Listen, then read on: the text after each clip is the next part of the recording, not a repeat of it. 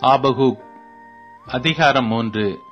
ஆபகுக் தீர்க்கதரிசி சிகாயோனில் பாடின விண்ணப்பம். கர்த்தாவே, நீர் வெளிப்படுத்தினதை நான் கேட்டேன், எனக்கு பயம் உண்டாயிற்று. கர்த்தாவே, வருஷங்களின் நடுவிலே உம்முடைய கிரியையை உயிர்ப்பியும். வருஷங்களின் நடுவிலே அதை விளங்க பண்ணும். கோபித்தாலும் இரக்கத்தை நினைத்தருளும். தேவன் தேமானில் இருந்தும் பரிசுத்தர் பாரான் பர்வதத்திலிருந்தும் வந்தார். சேலா. அவருடைய மகிமை வானங்களை மூடிக்கொண்டது. அவர் துதியினால் பூமி நிறைந்தது. அவருடைய பிரகாசம் சூரியனைப் போல் இருந்தது. அவருடைய கரத்திலிருந்து கிரணங்கள் வீசின. அங்கே அவருடைய பராக்கிரமம் மறைந்திருந்தது. அவருக்கு முன்பாக கொள்ளை நோய் சென்றது. அவர் அடிகளிலிருந்து எரி பந்தமான காய்ச்சல் புறப்பட்டது. அவர் நின்று பூமியை அளந்தார்.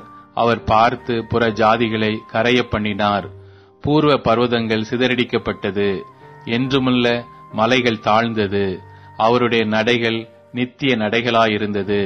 கூஷானின் கூடாரங்கள் வருத்தத்தில் அகப்பட்டிருக்க கண்டேன். மீதியான் தேசத்தின் திரைகள் நடுங்கின. கர்த்தர் நதிகளின் மேல் கோபமாயிருந்தாரோ? தேவரீர் உம்முடைய குதிரைகளின் மேலும் இரட்சிப்புண்டாக்குகிற உம்முடைய ரதங்களின் மேலும் ஏறி வருகிற போது உமது கோபம் நதிகளுக்கும் உமது சினம் சமுத்திரத்திற்கும் விரோதமாயிருந்ததோ? கோத்திரங்களுக்கு ஆணையிட்டு கொடுத்த வாக்கின்படியே உம்முடைய வில் நாணேற்றப்பட்டதாக விளங்கினது. சேலா. நீர் பூமியை பிளந்து ஆறுகளை உண்டாக்கினீர். பர்வதங்கள் உம்மை கண்டு நடுங்கின. ஜலம் பிரவாகித்து கடந்து போயிற்று. ஆழி இறைந்தது. அதன் கைகளை உயர எடுத்தது. சந்திரனும் சூரியனும் தன் தன் மண்டலத்தில் நின்றன. உமது அம்புகளின் ஜோதியிலும் உமது ஈட்டியினுடைய மின்னல் பிரகாசத்திலும் நடந்தன. நீர் கோபத்தோடே பூமியில் நடந்தீர். உக்கிரத்தோடே ஜாதிகளை போரடித்தீர்.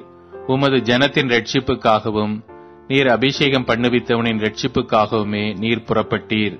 கழுத்தளவாக அஸ்திபாரத்தை திறப்பாக்கி துஷ்டனுடைய வீட்டில் இருந்த தலைவனை வெட்டினீர். சேலா.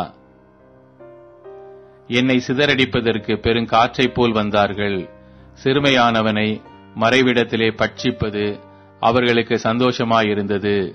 நீர் அவனுடைய ஈட்டிகளினாலேயே அவனுடைய கிராமத்து அதிபதிகளை உருவ குத்தினீர். திரளான தண்ணீர் குவியலாகிய சமுத்திரத்துக்குள் உமது குதிரைகளோட நடந்து போனீர்.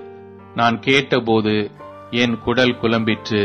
அந்த சத்தத்துக்கு என் உதடுகள் துடித்தது. என் எலும்புகளில் உக்கல் உண்டாயிற்று. என் நிலையிலே நடுங்கினேன். ஆனாலும் எங்களோட எதிர்க்கும் ஜனங்கள் வரும்போது இக்கட்டு நாளிலே நான் இளைப்பாறுதல் அடைவேன். அத்திமரம் துளிர் விடாமற் போனாலும் திராட்சை செடிகளில் பழம் உண்டாகாமற் போனாலும் ஒலிவ மரத்தின் பலன் அற்று போனாலும் வயல்கள் தானியத்தை விளைவியாமற் போனாலும் கிடையில் ஆட்டு மந்தைகள் முதலற்று போனாலும் தொழுவத்திலே மாடு இல்லாமற் போனாலும் நான் கர்த்தருக்குள் மகிழ்ச்சியாயிருப்பேன். என் இரட்சிப்பின் தேவனுக்குள் களி கூறுவேன். ஆண்டவராகிய கர்த்தர் என் பலன். அவர் என் கால்களை மான் கால்களைப் போலாக்கி உயரமான ஸ்தலங்களில் என்னை நடக்க பண்ணுவார். இது நெகினோத் என்னும் வாத்தியத்தில் வாசிக்க ராக தலைவனுக்கு ஒப்புவிக்கப்பட்ட சங்கீதம்.